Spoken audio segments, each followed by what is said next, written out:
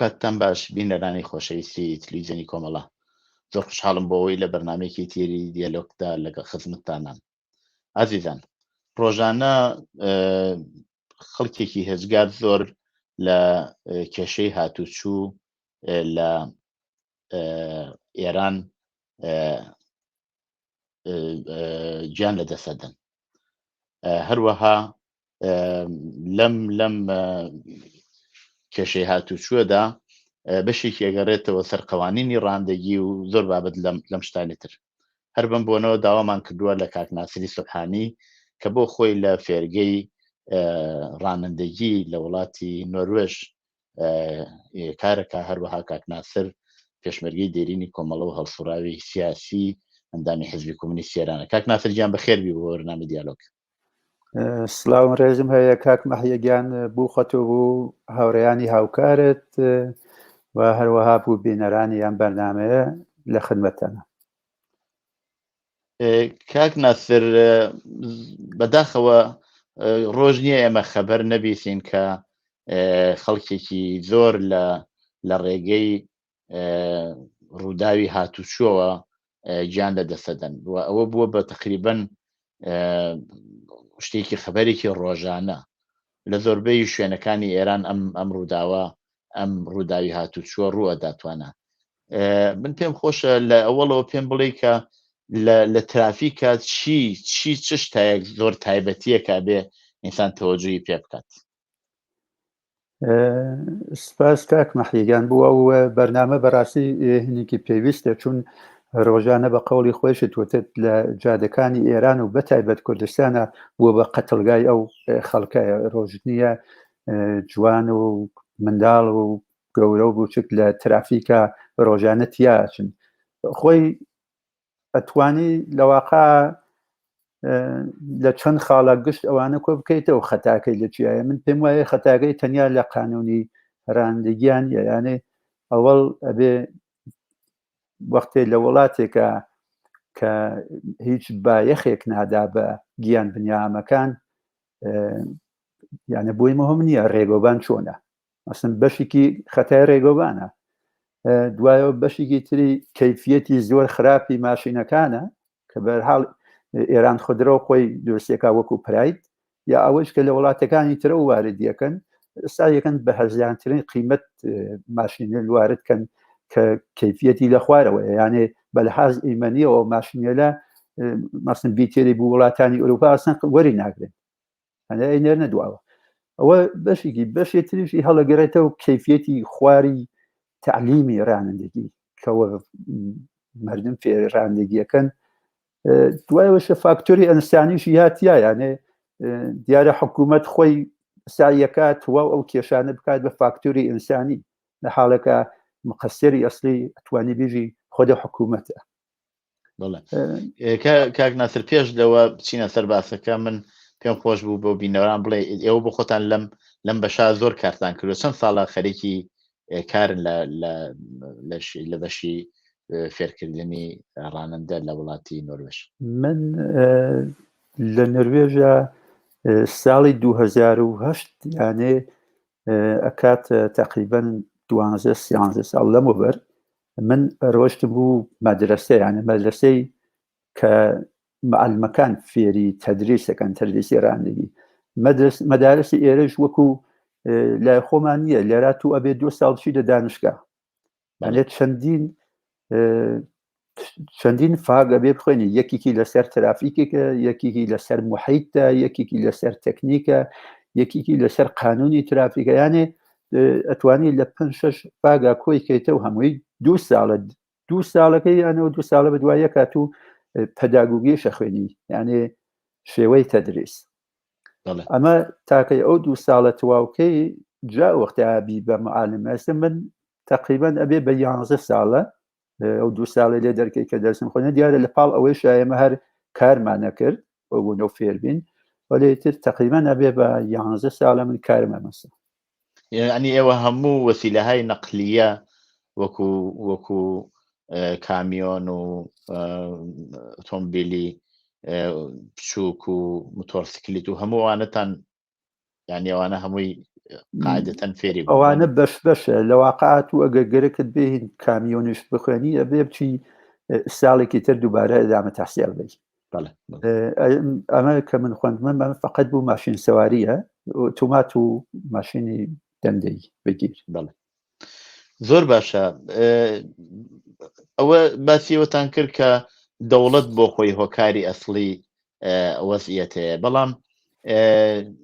طبعا دیارە مەسئولیەتی ئەسڵیەکە لەسەر دەوڵەتە بەڵام مەسەلەکە فقط ئەوە نییە کە ئاموزشەکەی جەستە سەتحێکای ئاموزشێکی خراپە ڕێگەوبان هەمووانە کەفیەتی ماشینەکان مەسەن لە وڵاتی ئێمە من کە لە وڵاتی سوێ دەژیم ساڵانە ماشینەکان کۆنتترۆلە کرێ ئایا ئەو شتە لە ئێرانە ئەسن هەیە بەو شێوە هەیە ئەگەر هەیە شێوەیە کەچێتە پێشەوە خۆی لە ڕاستیا گەر دانەدانە بچینە سەر ئەو خاڵانەکە باست کرد مەسلەی ڕێگەوبان شتێکە کە مەسەن وڵاتانی ڕۆژاوایی بژین ئەوروپا لە تەک یەکە قەراردادیان هەیە ستاندارد جادەکان تا چۆن ترافیک تەحمڵەکە ستانداردی چی بێ یعنی ئێران لەو بوارە لە تەک هیچ وڵاتێکی ترە وڵاتانی پێشکەوتووە هیچ قەراردادێکی نییە ئەسن جادە بەرەساس سیستم خۆیان دروستیەکەن ئەوە گەرێتەوە سەر جادێ ئەوەشی کە تێتەوە سەر ئەوەی کە کەیفیەت ماشینەکان مەسن تو لە وڵاتانی ئەوروپاییە یانەی ستانداردێکیان داناوە بوو ئەو شرکەتەلە کە ماشین دروستەکەن و ئەی فرۆشنەوەی تێرنە بازار ئەگەر شتێکی غەڵەت بێ مەسەڵەن بوو نمونە حتا بێ ئەوە مەسەڵەن دەوڵەتیش بێژێ پیان کە مەسەڵەن ئەو ماشینە کێشێکیایە ئەگەر مەسەن شرکەتێکی وەکو تیۆتا بزانێت ماشینەکان خەلە لێ بچیاتیا مەسەن وەکو نمونە جارێ نزیک 90,000 ماشینیان لە ئەوروپا جەمە و کردە و کە بانگیان کرد کە بڕۆن بوو تا ئەمریکای تیۆتا مەسەڵەن لە بەشی کەمەربەنەکەی پێم وابێ خەلەلێکی بووچک هەبوو ئێستا ئەو ماشینەی من مەسەن خەلێلی تیابیانە بەڵام هەر نامەیانە هەنار بانگیانە کرد ئەوە کە لەسەر حسابی خۆیان ماشینەکانیان کۆنتترۆلە کرد کە ئەو کێشەیە هەل بێ یانە ستانداردێکە لە ئێرا هەیە لێنا ئەسن بەڕێوەی نامە یانە هەر بۆشیان مهم نییە توتمەشاکە مەسن دەوڵەتی ئێران فرەترین بودجەی خصوصی اختیار حوزە ئەو چی پێژن ئەوەی مەڵا و هێنشەی حوزەی قومە حوزەی علمیە مەسەن فقط بوو ئەرتجا باشی بەقی ئەوەی کە ماوەتەوە ئێخەنی گیرفانی خۆیان ئەوەی تریشی کە زیاتر لەوە بێکە گیرفانی خۆیان لێپەرکردێت سەرفی لە عێراق و لبنان و نازانم لیبیە و لە وڵاتانی ترا سەرفی ترۆر و جەنەهای تروریستیەکەن لە واقع ئەمانە یانەی وەختی کشوەرێ وڵاتێ تواو هەدەفی ئەوە بێ کە ترۆر تەوسعابا لە وڵاتانی ترا هیچی بۆی مهم نیە گیان بنیامەکان لە وڵاتێکی خۆیان چۆن چی بێتێ ڕێگەبانە ماشین ستانداری جادە ئاوا لە خوارەوەیە کەفیەتی ئاماژەشی ڕاندگییانە کەسی لە ئێرانە بۆ خۆی چەند ساڵی ڕانە دەبوو بێت ئەچێت تەقازاکات ومانە ئێستا نازانم لەوانەیە 2 هەفتە تشتێکی ژوابی نەرم بوو کۆرسێ شتێ بۆ مەسەن تەدریس فێر بێ وەلا ئەوانە کە لێنا معلمن بەرئەساس تەجاربێک کە من لێرا هەمە من بۆ نەو خۆم بەرحاڵ کوردم و زوان فارسی و کوردی باشە زانم جا لە نەروێژیەکەی ئەسن خەڵکی زۆر ڕۆمانتیەکە هەم کورد و هەم فارس کە گەوای نامێشیان هەیە یعنی بە تەجاربێکی ئێستا لێرا من چاو لە ڕاندگی ئەو نەفەریەلاکەم تەنیا شتێک کە لە بانی فوکوسیان هەیە لە ئێرانە ئەوەیە کە تو مەسەن بتوانانی گیر بگۆڕیت و ماشینەکەت لێ نەکوژێتەوە دەندە ماکوسی بڕیت و پارکێکی دووبلکەی هەرەوە یعنی ئەوە لە تەک سیستمێکا کە ئێمە لێرا هەمانە 4 مەرحەلەیە ئەوە مەرحەلەی دووە یعنی تو تەکنیک کۆنتترۆلە بەسەر ماشینەکە بێت و بتوانانی دەنداقە و پارکێکی دووبلکەی وەختی ئەچێتە مەرحەلەی ترافیک ئەم کەسێک تێن بۆ ئێرە مەسەن کابرا 10 ساڵیش ئێران ئارانە دەبووێت ئێرە وەختی تێکی ئاراندگیەکەی توانی بیۆنی ئۆکەی بە لەحاز تەکنیکە و کۆنتترۆلی هەیە بەسەر ماشینە ولی وەختی چێتە سەر قانون ترافیک بەلاش دەڕویانە هەر بە بڕارەوە قانونی ترافیک نابنە بەرەو جابە بوونەوە مەسەن تو قانونی ترافیکیش مەسەن لە وڵاتانی ڕۆژاوایە بەتایبەت لەم نەروێژە کەمینیتیان فەرهەنگسازی ئەەکەن یانێ لە مەهکوو دەکە و لە تەک مناڵەکانە کارەکەن تابلویان پێنیشانان قانونی ترافیک گەت مشایان بەرەوبەر جادەکەن دوایەوە تێتە سەرەوە تعلیمە ڕاندگی نزیک 17 ساعت ئجباری هەیە بەل ئەو ئاسن ڕاندگی دەست پێ بکەی بەسن لە ئێران ئەو شتە لە ئەسڵ نییە دوایەوە ڕاندگی بانی یەخمان هەیە وڵاتێکی ساردە و زمستانی بەفری زۆرە مەسەن ڕاندگی بان یەخمان هەیە 4 ساعت ڕاندگیمان هەیە لە شەوە کە نور نییە 3 ساعت مەسەن ئەم شتە لە ئەجباریانە ستانداردی کە لێرە دایەنا مەسەن تو چاو لە بڕۆیت چاو لە ئیمنی ترافیک بکەیت لە سەتحی دنیا نروێژ و سوێد و فەنلاند و مەسەن ئینگلیس و دانمارک و ئەوانە هەمیشە لە سەتی سەرەوە لە ساڵی 2007 و هەتاکە ئێستا نروێژ لە مقامی ئەوەڵایە لە ئیمنی ترافیکە ئەمەشە دلیلی هەیە فەرهەنگسازی بووەکەن یعنی فەرهەنگی ترافیک لەم وڵاتە لالەتێک ئێرانە زۆر فەرخەکە دووەگەر فەرهەنگسازی بۆ نەکەی هەر ئەوەیە ئەو فاجعەیە کە ئەیبینی یانە جادەکان کوردستان و جادەکان ئێران لەوەخا بوون بە قەتڵگای و خەڵکە وایە بەڵام مەسلەیەکی ترکە تا ئەندازەیە دیسان هەر ئەوی جزئی قوانین یعنی قوانینی ڕانندگی لەوێ تقریبا هەر لە ئەوڵەوە هەتاکو ئاخرەکە هیچ ئەمەڵ ناکە بە تۆری عمومیش هیچ شتێک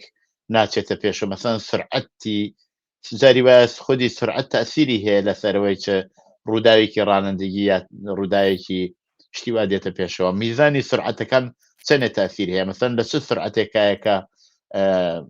ماشینێ یا مناڵە یا کەسێک لەناو ماشینەکە احتماڵی هەیە بمری ئەوانە گشتی بە پێی قانون هەیە وانە خۆی بە پێی قانون ئەتوانی بڵێ ئەمە تاقیقاتی کراوە لەسەری مەسەن ئەڵێن مەرزی مانوو نەمان هەفتایە 70 کیلومتر لە ساعت سرعت بێ بۆ مەرزی مانوو نەمانە ئەگەر جا بەستگی بەوەی ئەو تەسادفە چۆن پێشتێ وەلا هەبووە مەسەن لە 90 تەسادفی کردو هیچی پێ ناتوە وەلێ تەسادفێکی ڕوبەڕوو ماشین بابەیەکە مەرزی مانوو نەمان ئەبێ بە هەفتانێ ئەویش مانەکەی لەوانەیە مەسەن تەواو ژیانی لەبان ویلچسترەوە بێت یعنی ژیانی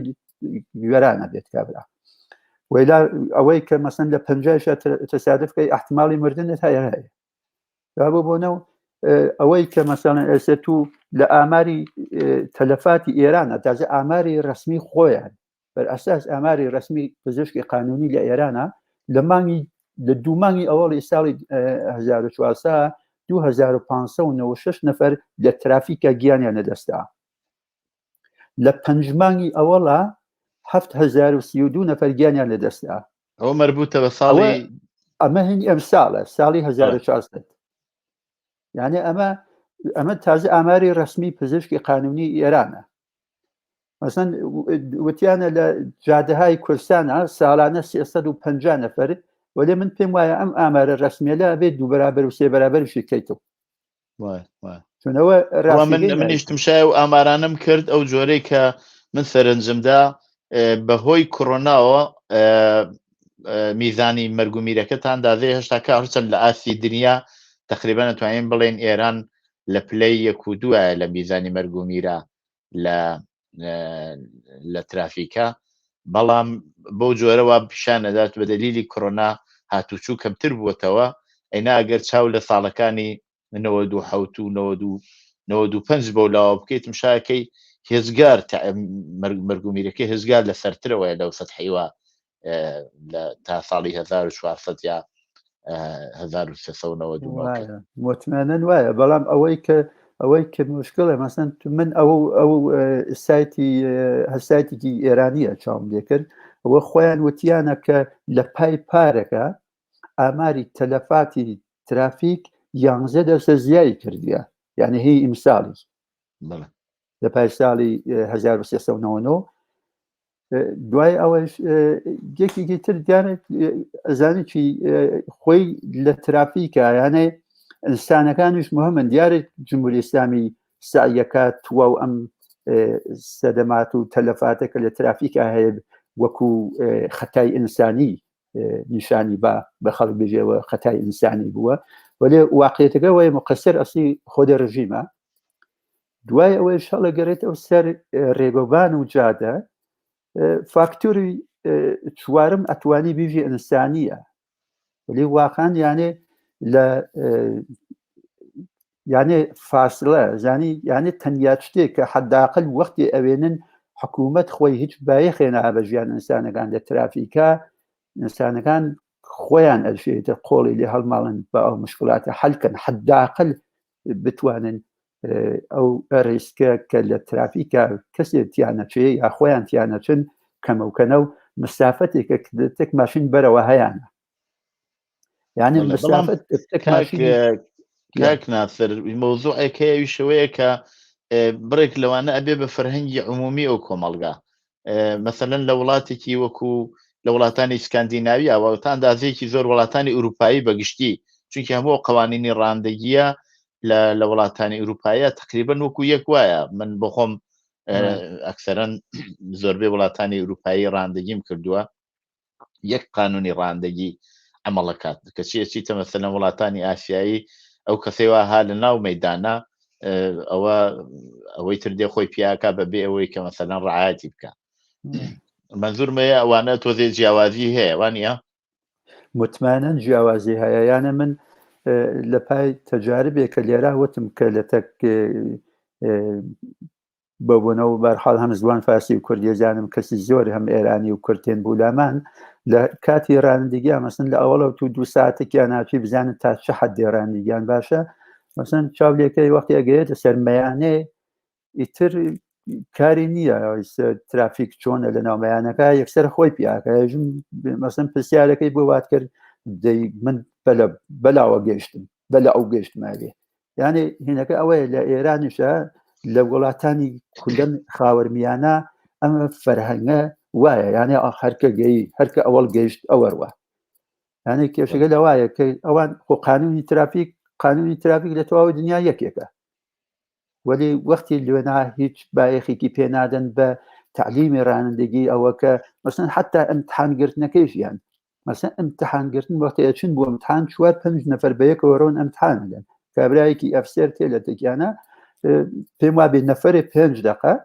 ئەوش 500 مترێک هەرەوەکە لە ئەوڵیشە وتم مەسەن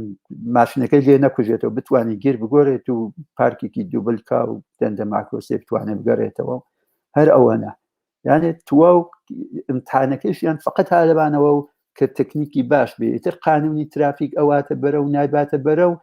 بە ئەمانی خۆی هێڵیانەکەنەوە کە خۆیان هەمیشە مەسەن دەستی عەلی هەمرات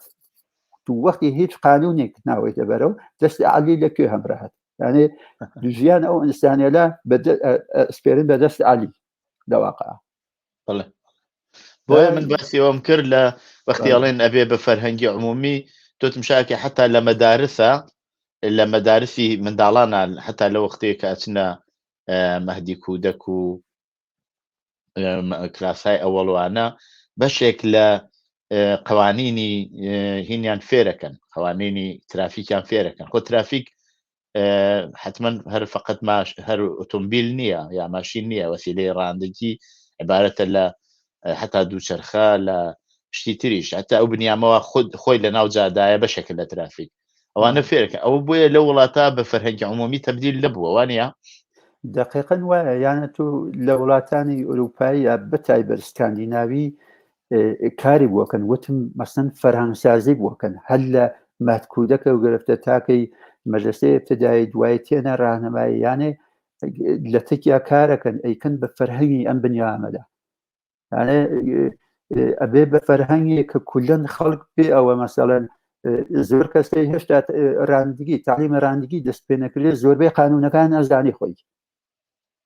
ئەمە کراوە بە فەرهەنگی لە وڵاتێدا بەڵام مەسەن لە وڵاتی ئێرانە دەوەقا ئەو شتێ ئەسڵەن هەر بیریشی لێ ناکەنەوە مەگەرەوە واقعا مەسەن خانەوادەی کەسێک خۆیان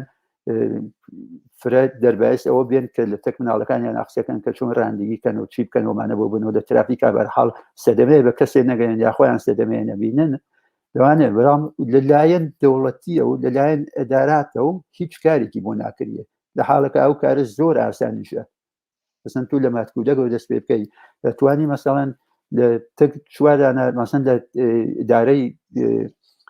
ئامۆزش و ڕانەدیگیەوە مەسن دوێنەوە مەسن 4 نەفەر داوەتکەی مەسن لە تەک مناڵەکانە قسە بکەن یا هاستنی وەکو کایەکیان بۆ هینکەن کە هینی ترافیک بێ لە وڵاتی ئەم وڵاتە لێ ئێمە ئەوە ئەکەن بە فەرهەنگ بەرحاڵ بەڵام بەداخەو لە ئێرانە ئەو شتە ناکرێ خەڵکیش خۆیان زۆر بۆیان مەهم نییە بەداخەوە ئەو مشکلاتە ئەوەیە کە تۆ ڕۆژان نابینی بەتایبەت ئەوەی کە من ئەژم ڕێگەوبان لە کول ئێرانە بەڵام لە بەشی کوردستانە ئەو ڕێگەوبانە بازم لە باقی شوونەکانی تر زۆر خراپترە ئەو ڕعایەت نەکردن قانونی ترافیک و وەزعەتی و ڕێگەوبان و ئەو کەیفیەتی خواری ماشینەکانی بەبایسەوە جادەکانی کوردستان بەتایبەت بووە بە قەتڵگایە و خەڵکە ئەو ئاماریەکە خۆیشیان ئەیدەن بەڕاستی ئامارێکی قولابیە وەیلا 350 نەفەر لە ساڵێکا لە کوردستان هەتیاچێ ئەوە هەموو ئەخبارە ئێمەی بیستین بەڵام یەک مەوزوع هەیە ئەوی شەوەیە کە ئێوە بۆ خۆتان دوو چەند بەشە لە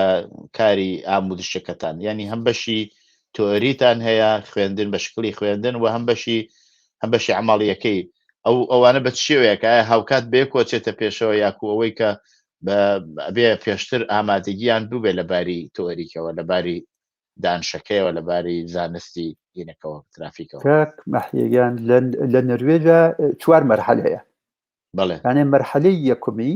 کە وتم 17 ساعتە ئەوە فقط تێوریە لەسەر کلاسەوە فقط قسەیان بووەکەین لە مەورد تابلۆ لە مەورد قانون ترافیکە و لە مەورد ئەوە حتا مەوزوعیان بگۆڕی نسبت بە ترافیک نەکەوە فقط قانونەکان مەسەن تابلۆکانیان پێ نیشان بێ ئەوە یانە چیەوە ئەوە چیەکە ئەسەن تەستەفەکوریان بگۆڕی کە ترافیک شتێکی عمومیە ئەبێ مردم ئاگادار بن تو هیچ وەختێ تەنیانیت لە ترافیکە ئەبێ ڕعایەت دیگەرانش بکەی لە ترافیکە یانێ نزیک 17 ساعتە ئەمە چووە خۆی 10 ساعتی فقط تیوریە لەسەر تابلۆ و لەسەر ئەوانە کە وتم 4 ساعتی کومەکای ئەوەڵیەس کومەکای ئەوەڵیش فقط ئەوە نییە کە ئەگەر گەیشتە جێگەیە تەساتێ کرابوو چۆن کۆمەکە و خەڵکەکەی دیارە بەشێکی ئەوەیە بەشێکی تری ئەوەیە کە تو بتانی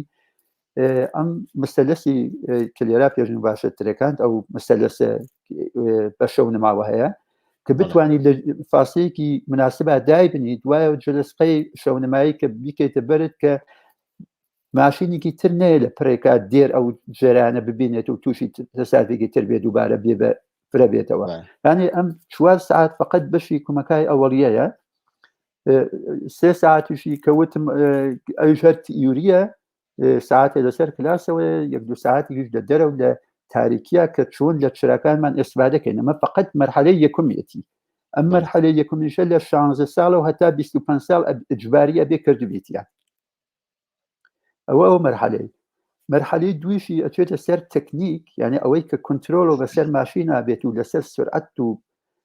ئەوە کە جەهەتی خۆتت گرت پێ دروستگرت بێت و چاولێکردن کە هەم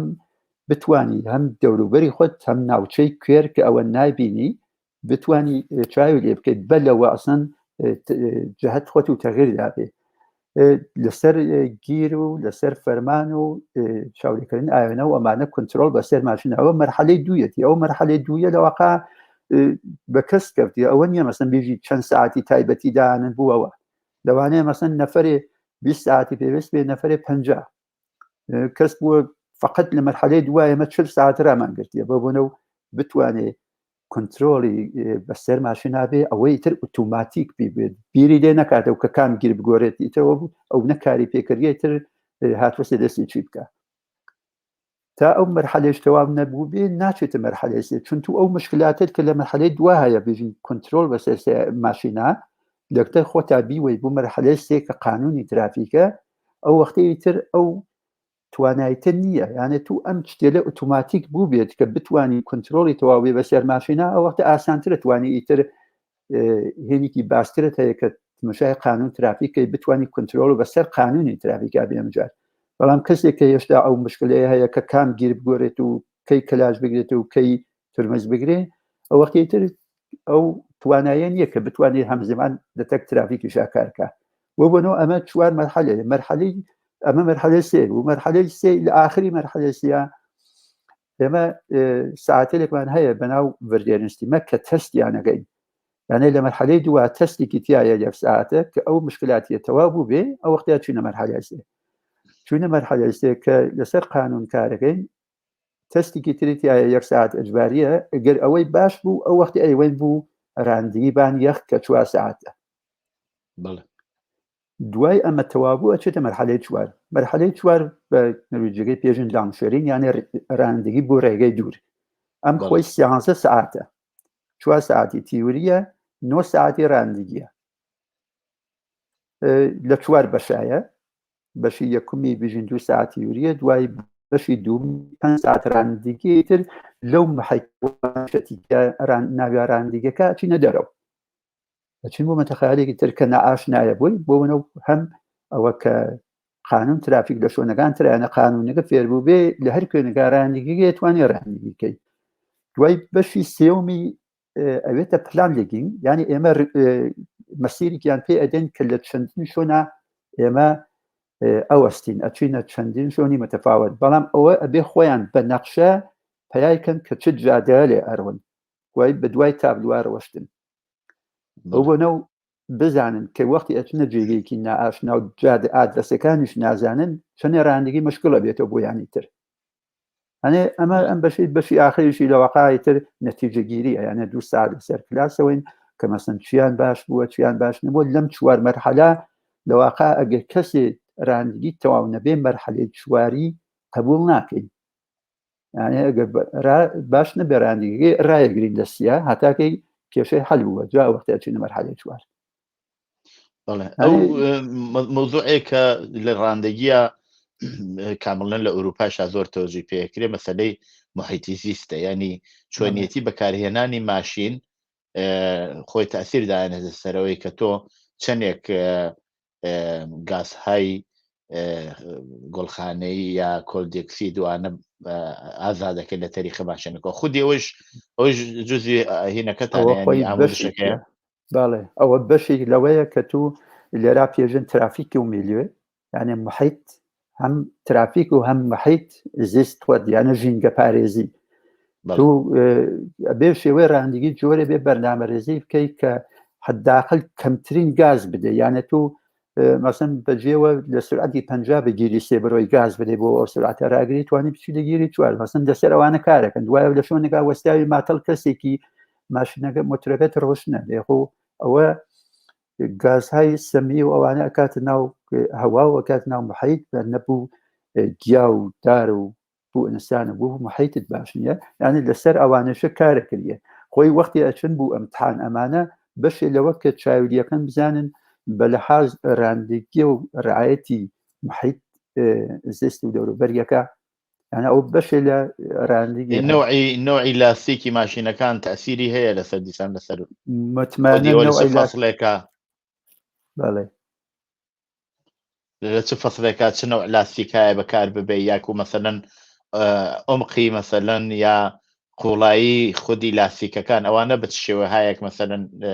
حسابی بۆ کرێت چونکی بەشێک لەو ڕووداوی ترافیکانە ڕووداوی هاتووشوانەی وا لە وڵاتانەی وەکو ئێران و شتیوا ئەبینرێت بەشێکی گەڕێتەوە سەرەوەی کە تمشاکی لاستیکەکەی هێزگار سافە ئەسەن ئەو لاستیکە مناسبی ئەو فەسڵە نییە یا مەسەلەن نازەی قوڵایی مەسەلەن ئەو لاستیکە لەگەڵ ئەو دانەی تریان متەفاوتە یا شکڵی لاستیکەکە لەگەڵ ئەوەی تریان متەفاوتە کامیان لە بەرەوە بێ کامیان لە دواوە بێ هەمووانە وابزانم ئەوەیە کە بەشێکی زۆر لەو ڕووداوی هاتووشوانە ڕووەدا لە وڵاتانەی وەکو ئێران و کوردستان وشتیوە وایە دقیقەن هەرەوە کە خۆت وتت یانێ لە وڵاتێکی وەکو نەروێژە قانونیان هەیە بۆ یانە تو لە هاوینە لاستیکی هاوینیت هەیەتر لاستیکی هاوینیش خۆی مەرزیکیاندا ناوە بووی یانێ ئەو قوڵایی لاستیکە ناوێت لە 1.6 میلیمتر کەمتر بێ یانێ ئەوە کەمترینی ئەگەر گەیشت بێت ئەوە مەسن لە کنترۆلەکە بیگرن حتمما جەریمەیەکەن ئەبێ لاستیکی تازەی قسێتبانی بۆ بۆنە و وەختی لێرە بارانێک ئەبارێ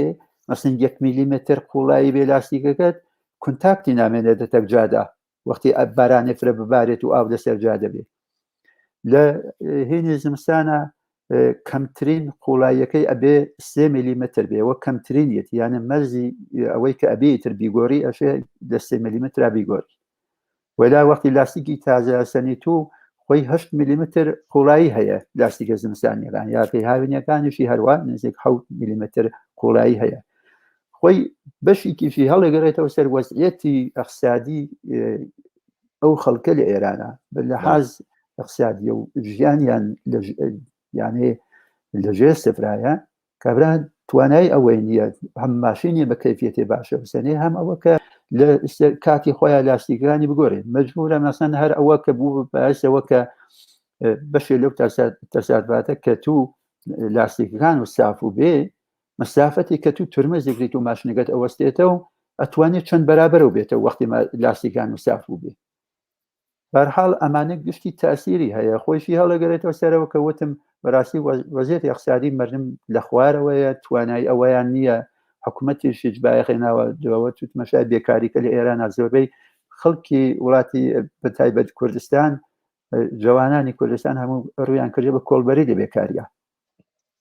زۆربەیشیان تەحسیل کردەوە و تەحسیلاتی باڵایان هەیە و لێ بێکارە کاریان نییە وەختی گشت کارت نەبێت ژیان بە چیە چرخێ ئەوانە گشتی تاسیری هەیە بەتایبەت لە وڵاتی وەکو نروێژە یانێ دەوڵەت بایەخەدا بەوە جیا لەوە خود کاناڵهای ڕسمی دەوڵەتی کە مەسەن کارەکەن لەسەر ئیمەنی ترافیک جادە و ڕێگەوبان و تعلیم ڕاندگی و سیستم ماشینەکان وەرگانە لێتر هەیە بەناو تریک ترافیک یانێ ئیمەنی ترافیک کە مەسەنەوانە خصوصینتر ولی لەسەر ئەم شتێ لە کارەکەن دەتێک دەوڵەتیش یارمەتیانەکا بۆ منە و هەرچێ زیاتر لەسەر ئەوە کارکەن و بتوان ئەم فەرهەنگسازیە ڕێبخن و بیکەن بە فەرهەنگی خەڵک مەسەن لە ساڵی 2020 لە نروێژە 95 نەفەر لە ترافیکاتی چووە ینی سابقەی نەبووە دایسە لە نروێژە لە ساڵی 2010 کە منم کارم تەحسیڵم دەست پێ کرد و دوایان کارم دەست پێ کردیە لە نزیک 350 نەفەرە و ئێستا هاتیەسە 95 نەفەر پارەکە ساڵی 2021 هەتاکە ئێستا 46 نەفەر لە ترافیکاتی چووە یعنی ئەمە هێشتا مەسەن لەسەر ئەوە قسەکەن ئەو 95 نەفەرە هێشتا هەز زۆرە 95 نەفەر 95 ئینسان گیانی لە دەستیاوە لە ترافیکە ئەبێ ئەمە کارێ بکەین ئەمە بگەین لە سفر یعنی کاری بۆ ئەکەن دەوڵەت بایەخی پێدا لێ لە وڵاتێکی میزانی مەرگومیر لە ئێرانیش و لە تقریبان شوێنەکانی تر لە بینی گەنجانە زیاترە تەبعاً گەنجان لە ڕادەی سەرەوەن لە بینەوانە واجیانیان لەدەستدەن لە ترافیکەوانە دقیقاً وایە یانێ ئێمە بەشێ لەو کۆرسانە کە ئێمە دایەنین تعلیمە دێن مەسن ئاینامەین تیوری لەسەر کلاسەوە لە تیکیان ئاخزیاگەین بەشی زۆری اتفاقاً هەر لەسەر ئەوەیە کە ئەو جوانیەلە کە بەرحاڵ کە تازە گەوایەنامەیان گرتیە و دوایەوە هێشتا تەجربەی ڕانندگیان نییە ئەوانە زیاتر تووشی تەساداتە بن بۆ بۆنەوە تەجربەیان کەمە یانێ ئەمە هەڵەگەرێتەوە سەر ئەوە بەرحاڵ جوانن لە تەگرفی خۆشی خۆیانە ئەرۆن بوو ئەملا و ئەولا ڕاندگی سەری ئاکەن دوایەوە مەسەن پرۆفسۆرێکی ئامریکایی هەیە لەسەر مەغزی ئینسانەکان تاقیقی کردوە مەسەن وتیە شۆنێک هەیە لە ناو مەغزا بەناو فرۆنتاڵ لاپن ئەو بەشە لە مەغز لە سنی 25 ساڵەگیە تواو یانێ کامل بووە ئەو بەشێش لە مەغز بەشێکە کە تو ئایندە نگەری پێەکەی بەشێکە کە لە مەورد ریسک و حەوادثی خەتەرناکە و بیری لەکەیتەوە بەرنامە ڕێزی بووەکەی ئەو بەشە لە مەغز لە 25 ساڵگیە تەکمێڵە بێ مەسەن جوانانیش کە تازێک ئەوە نامان گرێت تەجربەیشیان نییە هێشتا ئەو بەشش لە مەغزیان تەکاملی تەواوی پەیان نەکردیە ئەوێتە باس ئەوە کە سرعەتی زۆر ئەڕون یانێ ئەتوانم بێژم 90% لە تەلەفاتی ترافیک بەخاتە سرعەتە جوانانش کە ئەو تەجربەیان نییە و دوایە ریسکیش ئەوە بۆیان مهم نییە کە خەتەرە بەرحاڵ زیاتر ئەوان تووشی تەساداتە بن وەلی لەواقع ئێمە لە نروێژە ئەوە نەکارکراوە لەسەری من پێم وایە ساڵی 2020 کە راپۆرتێکیاندا دەرە و لەو راپۆرتا کە هاتبوو ئەم ساڵ تەلەفاتی جوانانی 18 بوو 25 زۆر کەمتر بووە لەوانە کە 30 بەرەوبانن تا 40 بەڵام بازم هەر هێشتا مەسن تو تمەشاکە ئەوانە کە بنسی تاکەی چلن تەجربەی ڕاندگیان هەیە تر حداقل لە 2 ساڵێکیان تەجربە هەیە لە نەروێژ زۆربەی خەڵک لە 18 ساڵگیا گەوای ناماگرن متمانە لە سوێد و وڵاتانی ئەوروپای هەروایە بەڵامی تر لە کولا کەم تەجربەگی و دوایەوە سرعەتی بانە زیاترین تەسادف ئەوەی وابینرێ بە دلیلی سرعەتی زۆرە و نوعی ماشینەکە یا استهلاکی ماشینەکەیە و زادوبانە شتایەکی سەرەکی هەیە لەوەی کە زیاترین تەسادفەکان ڕوەدا ئەوەی سەرەکی ترینەکەی چییە؟ سەرەکی ترینی لە نەروێژە من ئەتوانم میژم سرعەتە لە نەروێژە کەیفیەتی ماشینەکان باشە خەڵکەکەیشی هەمویان شاغڵن و یانی ئیمکانی ئەوان هەیە ماشینی باش بسن و حتا لاستیکەکانی لەو کاتی خۆیان بگۆڕنەوەمانە بەڵام هەڵەگەڕێتەوە بەشێکی زۆری کەسەر کەم تەجربەگی و سرعەتی زۆر ئەوە لە نەروێژە بەڵام هەڵەگەڕێتەوە سەر وڵاتی خۆمان کە وەکو کوردستان و ئێران ئەگە چاوی لێ بکەی لەواقع من پێم وایە بەشێکی زۆری کەیفیەتی ڕێگۆبانە کە خراپە دوایەوە کەیفیەتی زۆر خراپی ماشینەکانە کە لە تەسادفێکی چکۆلا یەکسەر وردە بێت بەسەر یەکیان هەرچی ئینسانی تیاێ گشتی حتممە سەرما بینن ئەگەتیانە چەند هەمویان دوایەوە بەشێکی تریشی هەڵەگەێتەوە سەر فاکتوری ئینسان خۆی ئەو ئینسانەلی کە خۆیان ڕعایەت ئەوە بکەن حداقل یعنی کەمترین کارێکە ڕانندەکان ئەتوان خۆیان بیکەن بەخاترەوە هەمگیان خۆیان نەجاتوان هەم دیگەران فاصلە لە تەک ماشینی پێشەواتە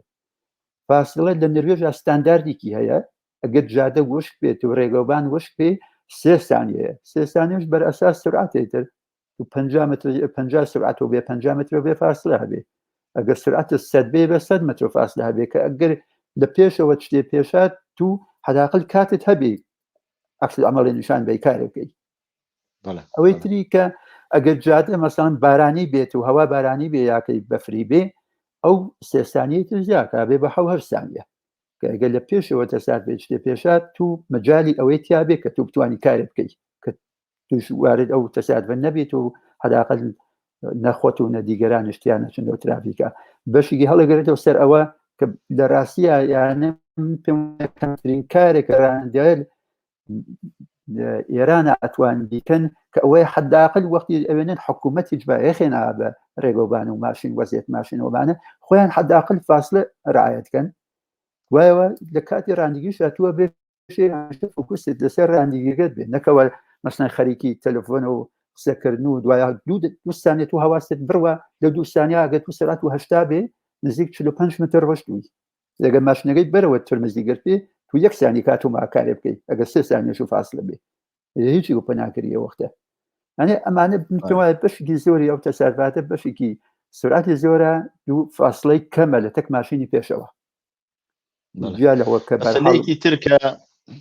مەسەلەیەکی ترکە لە هەر لە ئێرانی شتا ئەندازەیەک سەر ڕایەوە کە مەوادی ئەلکۆهۆل و نازام شتیوە ممنوعە بە قەولی معروف و یعنی بە شکلی عمومی نافرۆشرێت بەڵام هەم مەوادی مخەدر و هەم ئەلکولوشتیوە مثلەن لە وڵاتانی ئوروپایی سەرڕای ئازادبوونی و ئینسان دەستڕەسی هەیە ئیساچێتە ڕستوران و نازام شوێن هایتر یا هەتا فروشگاها چی کڕێتوانە بەڵام لێرە قوانینێکیان دروست کردووە کە تا ئەندازەیەک ئەو قوانینە لە چه سەتحێکە یعنی میزانی ئەلکولی بەدەنی ئینسانەکان چۆن ناوچۆن حەسێوەکەن لەو زمینە شاگەر بکرێتە زەحەتت خۆی کاک ماحیە لە وڵاتی نەروێژ لە ساڵی 1970 یعنی 1970 هەتاکە ئێستا کە 2021 ئەمانە تەغیراتی بەسەر هاتووە لە 1970 من پێم وابێ گەر خاص لە بیرم بێ پێم وابێ 0.7 پرومیلە ئەلکول لە خوێنتا وایە جەریمەتیانە کرد بەڵام ئەوەی بەشێکی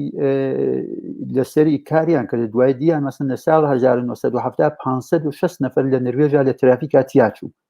حتا مەسلەی کەمەربەندی ئیمەنی ناوماشین ئجباری نەبوو تا 1970 وەختی دییان ئەو نەخەڵک تیاچووە دوای هاتن فکریان لێکردیان ناکردەوە ئەو خەڵکی گشتی لە ترافیکا تیاچێ بێت قانون بگۆڕین کردیان بە پرومیلەی ئەلکولیان کرد بە .5 دوای ئەوە کەمەربەندیان کردە ئەجباری کەمەربەندیان کردە ئەجباری دوایش دەوڵەتیش خۆی کەفتە دروستکردنی ڕێگۆبانە و بەرحاڵ ئەوە کە سیستمی ڕێگۆبانیان ستانداریان بەردەسەرەوە ئەوە بەشی دوای ئێستا پرمیلەی بژین هێن ڕاندگی تو ئەگەر 0.2 پرمیلەت بێ جەریمەتەکەن وت یانێ کنترۆلیش هەیە کنترۆل ئەکەن مەسەن زۆر جارێ هەفتەیە جارێ دوو جار مەسەن هەر لە منتەقەیەکی ئێمەتیان کنترۆل دەهانن کەسەکان تەست دەکەن مەزان مەسەن مواد مخدر یا کەی مەسەن ئەلکۆلی خواردیە ڕاندیگیەکە کردبێتی و گاواینامەکە لە دەستە دەی ئەنێ کارێکیان کردووە کە تو حداقل مردم خۆیان ئیتر دیارە ئەمە شتێکی بەربڵاو نییە لە نەبێژە زۆر کەم مردم خۆیان ڕعایەتیەکەن وەلیتر هەیە جوان و چتە ئەلکۆلە خۆنەوە ڕاندیگی بچاکەن وەلیتر کنترۆلەکە ئەوە زۆرە و باشە کە بە نەزەر من کارێکی زۆر باشەکەن بۆنە و حداقل گیانە و بنیامەدە خۆیان نجات دەدەن ئەمانە بۆ باسەوە کە بەرحاڵ من پێم وایە لە ئێرانە ئەو شتە لە هەر نییە یانێ ئەو نەر وەسیلە اقتصادی خراوە لەویا ئەو نەرە شۆخۆری هەیە مەسەن کابرا حتا ئەگەر خوارد بێت شێوە ئەتوانێت بە پارە مشکڵەکەی خۆی حەلکە پارێکی پێدا کابرا مندگیرفانی و بێوەرجکە حتا گەوای نامەگرت نەگە یانێ من لێرا کەس بووە لەگەڵ یاڕەوەشتم تەمرینم کردیە کە ئێرانی بووە دوای پرسیینی مەدەوت باشە تو لە ئێران ڕاندیگیت کردێت و مەسەن گەوانامە تیوانامە من هەر نەچووم ڕفێقێکم بوو سەرکار ئەسواری ناسی یاکە ئەو کابرا مەسەن امتحانەکەی یانەگەر تەلەفۆنێکی بۆ کرد لەژێرە پۆلێکمان دێت هەر گەوانامەکەی دروست کرد بوو یانە توت مشاکە زۆر بە یاسم کەسێ ئەسن دەستی بە فەرمان ماشینە و نەدا گەوانامەی وەرگرتووە لە حساب کە ئەو بنیامە نێریتە ناو ترافیک معلومێتر یانێ ئاماری تەسادفات و تەلەفاتی ترافیک ئاوا لەسەرەوەیە ئەوەش بەشێکێتی لە ڕاستیە بڵێ مەوزوعێکی تر کە دیسان هەر جێگەی پرسیارە ئەویش ئەوانەی وە شغڵیان ڕانندگیە ینی نەکۆکو مەسەرن بە شکلی شخصی بۆ خۆیان ماشینێکیان ببێ یا ئۆتۆمبیلێکیان بێ لێ بخن بەڵکو شغڵیان ڕاندگیە لەسەر ئەوانە چۆنە قوانینەکان تفاوتی هەیە یا مەسەلەن ئینتزارەکە زیاترە لەو کەسانەوە شغڵیان ڕاندەگی یا کامیۆن لێ خوڕن یا کو مەسەن تاکسی یا ئۆتۆبوس یاشتیاوە هەتا ئەو جۆرەی کە من ئاگدارم مەسەلەن دەستگای ئەلکولسەنج لە ناو ماشینەکانیانە هەیە پێش لەوە ئەبێ حتمەن ئەلکولسەنجی بەدەینیان امتحان بکەن جا وەختە ماشینەکان سەرد لێدا لە برێ لە شرکتەکانە ئەو کاریان کردێ بەڵام ئەوەی شتێکی ئام نییە لە نەروێژا بەرحاڵەوە نییە لەوانەیە لە سوێدا ئەو کاریان کردبێ بەڵام متمانەن زۆرە لە شرکتەکانە کە ئەوانە کە کاریان ئەسن شغڵیان ڕاندگیە یا ئێستا ترانسپۆرتی بنیام بێ یا هین خاروبار بێ تا ئەو پف نەکەن بەو شتا دەستگایەکە ناو ماشینەکە کە نیشان با کە ئەلکولیان نەخواردە ناتوانن ماشینەکە هەڵکەن ڕۆشنیکەن ئەسن خۆی ئەوانە هەیە یانەی لەواقع لەوانەیە ئەوە لای ئێوە زیاتر ئەو کارەیان کردبێ بەڵام لە نەروێژە لەواقع ئەوە زۆر بەربڵاو نیە قسەیان لێ کردووە بەڵام من نەبووە بە شتێکی ئام کە ئەوە بەڵام لە کولە هەڵەگەرێتەوە سەر ئەوانە کە تەجربەی ڕاندیگیان باشە لەسەرەوەیە مەسەن تو کەسێکە تازە گەوای نامەگەی گرتیە دەتە کەسێکە کە 10 ساڵە ڕاندگی کردیە ئەگەر خەتایە بکات دوای جەریمەیکەن جەریمەی ئەو کەسێک تەجربەی کەمترە زۆرترە چون لە قانونی ئێرە تو 2 ساڵ گەوانامەکەت موقەتە ئەنە لەو 2 ساڵات تو خەتای گەورە بکەیت و مەسەن سرعەتی زۆر ڕۆشت بیتی زۆمانە لێرە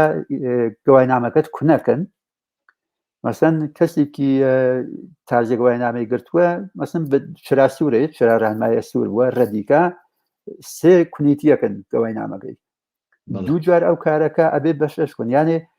وەلی ئەگەر منێک کە مەسەن تەجربەم زۆرە لە ڕاندگی و مەسەن کارێکی وام کردبێ لەوانەیە جەریمەیەکم بکەن هەر کونیژی نەکەن لەوانەیە مەسەن کونێ بکەن گەوای نامەکەن کە بوو بە 8 کون تو گەوای نامەکەت 6 مانگ لە دەسەدەی یا حتا مەسەن بووە کابرا زۆر تکراری کردێسە و سرعەتی زۆرەوەشتووە ئەسن گەوای نامەکان لێ وەرگرتێسە وتیان تۆ بێ جارێکی تر بچی دووبارە ڕاندگی فێربیت یانێ ئاواز سەخت ئەیگرن دێرە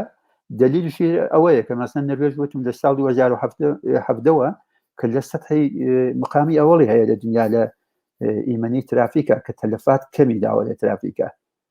خۆی ئەو سەختگیریە بەشێکی زۆری ئەوەیە کە بەرحاڵ بووە بە باعثەوە کە مردم خۆشیان جارەوە فەرهەنگزاریان بۆ کردی وتم کە هەر لە ماتکودەکە و دەستیان پێکردیان بە ئەم کارانەی دوش بۆستە باعثەوە کە خەڵکیش خۆیان ڕعایەتی کەنیتر سەختگیریەکەن لێرە لە هەر حاڵات زۆر سپاس بۆ هەموو زانیارەکانت کاک ناسر زۆر مەمنون هیواداریم بتوانین لە فرسەتی ترا لەسەر مەسایلی هەروە مەسایلی تریشە لە خزمەت تابین و زۆر سپاس بۆ بەشداری و بەرنامە بوویت زۆر سپاس کاک مەحیدیان زۆر سپاس بۆ خۆتە بوو هاوکەران و زۆر سپاس بۆ داواتی گەشتان کاتێکی خۆش بووە کاتێکی خۆش سەرچاو بینەرانی خۆشەویستی بەرنامەی دیالۆگ بەم جۆراتینە کۆتایی بەرنامەی دیالۆگ هەتا دیالۆگێکی تر شەو ڕۆژێکی خۆشتان بۆ باوەتە خوازم